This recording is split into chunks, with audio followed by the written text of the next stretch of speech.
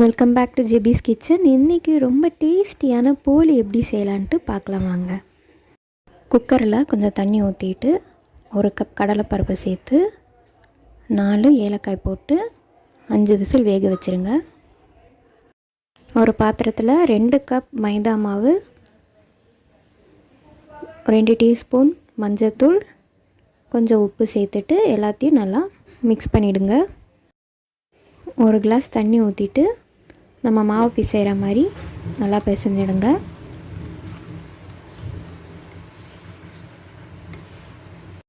ஒரு table spoon எண்ணெய் சேர்த்துட்டு மறுபடியும் நல்லா பிசைஞ்சிடுங்க. இந்த மாதிரி அப்போ நம்ம எவ்வளோ பிசைகிறோமோ அந்த அளவுக்கு போலி சூப்பராக இருக்கும், நல்லா சாஃப்டாக.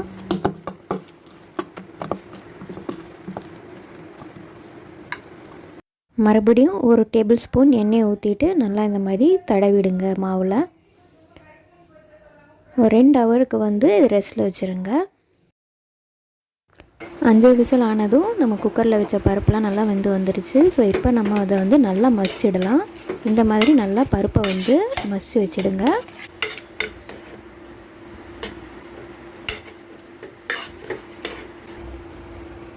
இப்போ 1 கப் வெல்லம் இல்லை நாட்டு சர்க்கரை, இது ரெண்டுத்தில் ஏதாச்சும் ஒன்று சேர்த்துட்டு நல்லா பருப்போடு மிக்ஸ் பண்ணி விட்டுருங்க.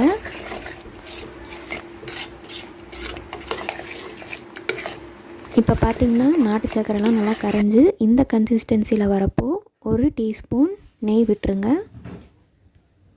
அது கூடவே 1 டீஸ்பூன் ஏலக்காய் தூள் சேர்த்துட்டு கிளறி விட்டுருங்க.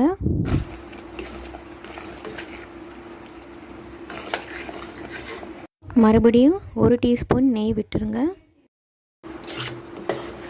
இப்போ பார்த்திங்கன்னா தண்ணியெலாம் வடிஞ்சு இந்த மாதிரி மாவு கன்சிஸ்டன்சியில் வரப்போ நம்ம ஒரு பிளேட்டில் நல்லா ஆற விட்டுறலாம். நல்லா ஆறினதுக்கப்புறம் நம்ம கையில் எண்ணெயை தடவி இந்த மாதிரி ஒரு உருண்டையாக பிடிச்சி வச்சிடலாம். 2 ஹவர் ஆனதுக்கப்புறம் கொஞ்சமாக எண்ணெயை சேர்த்துட்டு லைட்டாக மாவு பிசைச்சிடலாம்.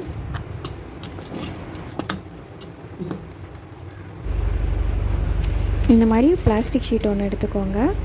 அதுக்கு மேலே நம்ம செஞ்சு வச்சுருந்த நம்ம மாவை லைட்டாக இந்த மாதிரி தட்டிக்கிட்டு நடுவில் சென்டராக நம்ம செஞ்சு வச்சுருந்த அந்த பருப்பும் வெள்ளம்லாம் செஞ்சு வச்சுருந்தோம்ல அதை நடுவில் வச்சுட்டு இந்த மாதிரி ஃபோல்ட் பண்ணிட்டுக்கோங்க. மேலேயே இந்த மாதிரி பிளாஸ்டிக் ஷீட் மறுபடியும் போட்டு நல்லா ரவுண்டாக தட்டி விட்டுருங்க.